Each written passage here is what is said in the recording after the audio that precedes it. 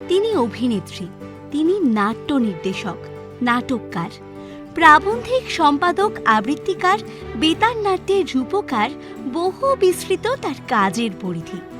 বাংলা নাটক দুনিয়ায় তিনি মহীরুহ সমান। তিনি বঙ্গবালা শাওলি মিত্র। 1948 সাল। নানা ভাঙাগড়ার মধ্য দিয়ে চলছে সদ্য স্বাধীন দেশ। সেই সময় জন্ম নিল প্রবাদ প্রতিম নাট্য ব্যক্তিত্ব শম্ভু মিত্রের ভাবনার ফসল বহুরূপী নাট্য সংস্থা। সেই বছরেই এপ্রিল মাসের 5 তারিখে জন্ম হল শম্ভু মিত্র তৃপ্তি মিত্রের একমাত্র কন্যা শাওলি মিত্রের। জন্ম থেকেই নাট্যচর্চা হয়ে উঠেছিল তাঁর জীবন চর্চা। বিখ্যাত বাবা মার অভিনয় দেখেই বড় হয়েছেন। বাড়িতেই থিয়েটার মহড়া চলত। কখনো কখনো বহুরূপী শোয়ের সময় উইংসের পাশ থেকে নাটক দেখতেন শাওলি।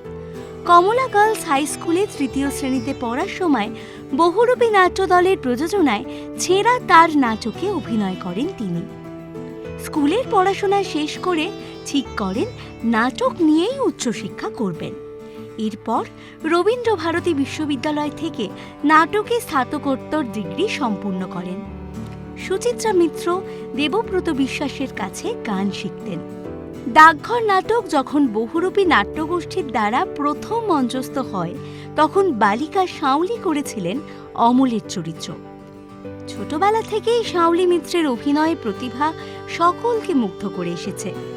1971 সালে বাদল সরকার রচিত ও শম্ভু মিত্র নির্দেশিত পাগল ঘোড়া নাটকে শাওলি মিত্র নিজের অভিনয় দিয়ে প্রমাণ করেন যে বাংলা রঙ্গমঞ্চে প্রতিভাময়ী অভিনেত্রীর আগমন ঘটেছে। 1972 সালের 1 মে বহুরূপীর 25 বছর পূর্তি উপলক্ষে শম্ভু মিত্র নির্দেশিত আর এক রবীন্দ্র নাটক রাজার অভিনয় হয়। তৃপ্তি মিত্র অভিনয় করেছিলেন রানী সুদর্শনার চরিত্রে। শাওলি হয়েছিলেন সুরঙ্গমা। 1983 সালের অগস্ট মাসে নাথবন্দি অনাথবোধ মঞ্চস্থ হয় শিশির মঞ্চে। শাওলি মিত্রের রচনায় ও একক অভিনয়ে এই নাটক বাংলা থিয়েটারে এক মাইলস্টোন হয়ে এসেছে।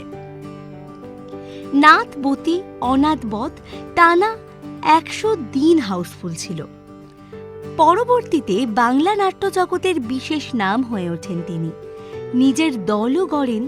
তাঁর তৈরি নাট্যদলের নাম পঞ্চম বৈদিক। 1989 সালে এলো মহাভারত নিয়ে আরও এক নাটক, কথা অমৃত সমান। এই নাটকও লিখলেন শাওলি মিত্র নিজেই, অভিনয়ও করলেন একা। দুটি নাটক একত্র হয়ে গ্রন্থরূপে প্রকাশ পাওয়ার পরে এই বইয়ের জন্য আনন্দ পুরস্কার প্রদান করা হয় শাওলি মিত্রকে। প্রয়াত পরিচালক ঋত্বিক ঘটকের যুক্তিতক্ক আর গপ্প ছবিতে বঙ্গবালার চরিত্রে দেখা গিয়েছিল শাওলিকে। অভিনয় করেছেন বিতত বিতংশ, পুতুল খেলা, একটি রাজনৈতিক হত্যার মতো একাধিক কালজয়ী নাটকে। অভিনয় সুবাদে 2003 সালে সম্মানিত হয়েছেন সঙ্গীত নাটক একাডেমি পুরস্কারে।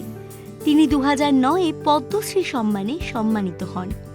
শাওলি মিত্র 2022 খ্রিস্টাব্দের 16 জানুয়ারি হৃদরোগে আক্রান্ত হয়ে কলকাতার বেহালার বাড়িতে 74 বছর বয়সে প্রয়াত হন। তাঁর শেষ ইচ্ছাপত্র অনুসারে সবার আড়ালে তার শেষকৃত্য সিরিটি মহাশ্মশানে সম্পন্ন করা হয়।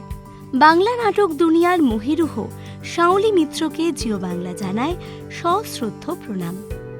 এরকমই আরও অনেক ভিডিওস দেখার জন্য নজর রাখুন আমাদের চ্যানেলে ও পাশে থাকা বেল আইকনটি ক্লিক করতে ভুলবেন না।